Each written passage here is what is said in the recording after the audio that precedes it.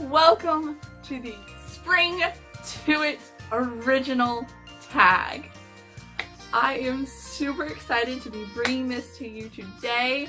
I worked hard on this and I'm excited to be bringing you something a little bit out of the norm because none of the questions are book related.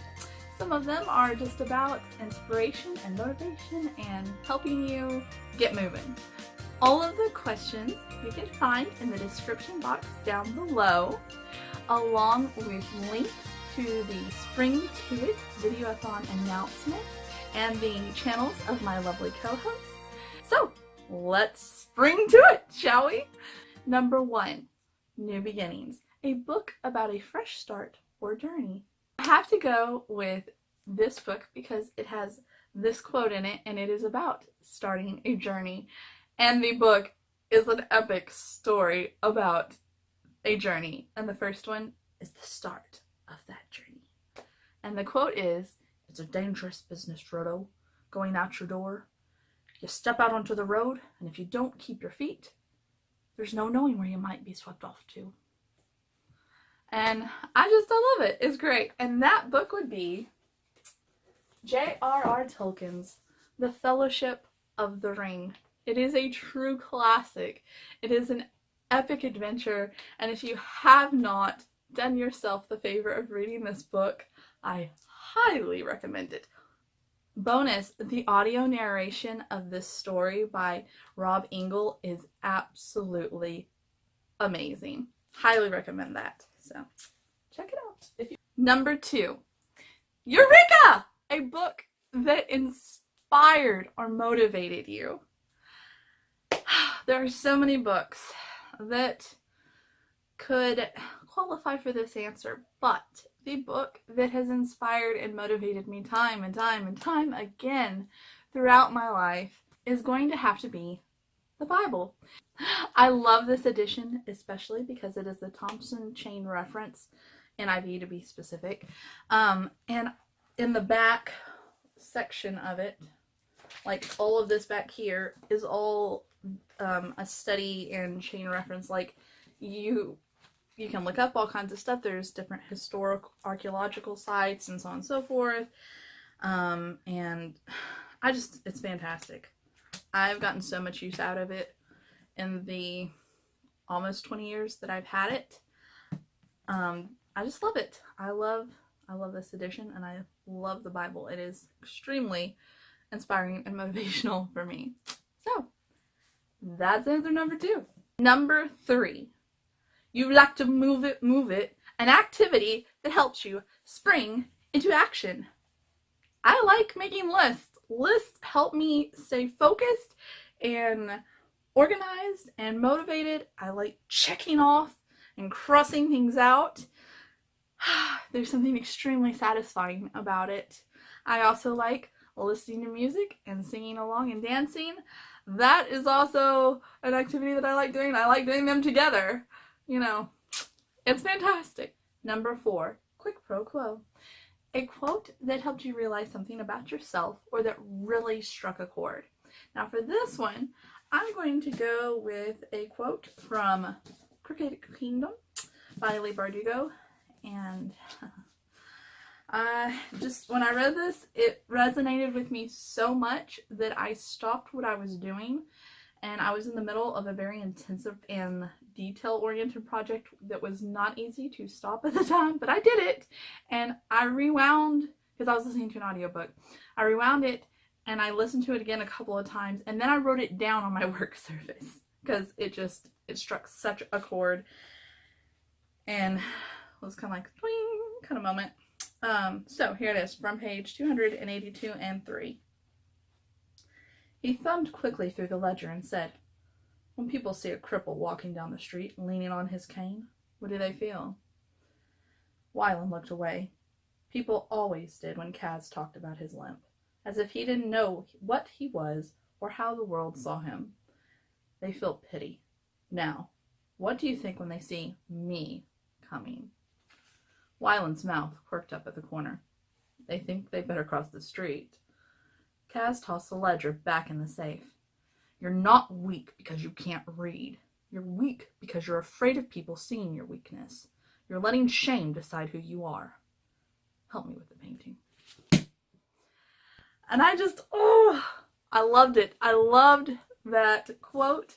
I loved that whole moment. It was just, yes, it was fantastic. So good. Also, an excellent book, duology. So, highly recommend. The first one is Six of Crows. Check it out if you haven't. Number 5, Reach for the Sky. A character who grows. Surprisingly enough to me, the character who came to mind for this one when I went to answer my own questions was The 100 Lies of Lizzie Lovett. And I read this book last year during the fall, and oh dear, does that character, she experiences some growth. At the beginning of the book, there are times she's almost unbearable. But by the end, she has grown so much. That is some excellent character growth, I felt like, for that character. So I'm going to go with Lizzie from The 100 Lies of Lizzie Lovett. Number 6, Busy Bee. A character who is always busy working on or doing something. And for this one, I am going to have to go with Beatty from the Hunger Games trilogy. Beatty he is a busy bee. He has always got the cogs in his mind working, and he has always got his hands doing something for somebody. And oh, the pies this man has. Yeah, so Beatty is my answer for this one. I loved how industrious he was. It's fantastic. So fantastic. Number 7, Grow and Grow. A book or series that you wish had a companion or another book. This one I can genuinely say I wish was a duology and not a standalone. It was so very well written. It was extremely engaging. It made me think and had some excellent points on commentary on society. It was fantastic. It was an excellent read. And I feel like it would be an excellent duology. And that is +1 by Elizabeth Fama. Or Fama. I'm not exactly sure how you pronounce her name, so please give me grace on that one. But +1 is a fantastic alternate, like things went differently, a little bit after the turn of the last century, and it's just fantastic alternate realities sci-fi novel, and I loved this book, and I highly recommend it. Written or audiobook form, both fantastic. Number 8, The More You Know. A book that taught you something. Now, for this one, I am going to go with Financial Peace University, because this was such an excellent book. And of course, the book is really great. I highly recommend it if you have not read it and you have to worry or think about money at any point in your life. This is a book that you should read. So yes, this taught us a lot. My husband and I wish that we had read it and taken things to heart in this book much earlier in our lives and our marriage. Excellent book. Cannot recommend it enough. Read it if you haven't. No, this is not a paid endorsement. It's just that good of a book. Number 9, Change is a Good Thing. Share the links of your first video and the link of your most recent video, and feel free to share about them if you want.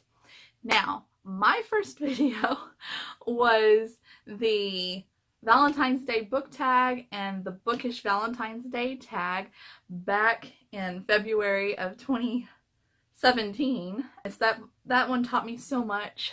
So much. I did that all in one take. No editing whatsoever. I did it. I practiced it. I memorized my answers like after I had them, you know, because I didn't have an editing program at the time. And that was difficult. And it taught me a lot. And that's also why I didn't actually start my channel until the very end of July of last year. Number 10, Defy the Odds. A book that fits or can be classified in more than one genre. And for this answer, I'm going to go with my most recent read that I feel will fit this prompt. And that is the Finishing School series, and the first one is Etiquette and Espionage, but I have Curtsies and Conspiracies here as a book to show you. So yes, it was excellent. It is a almost historical kind of timeline steampunk. It's very steampunk.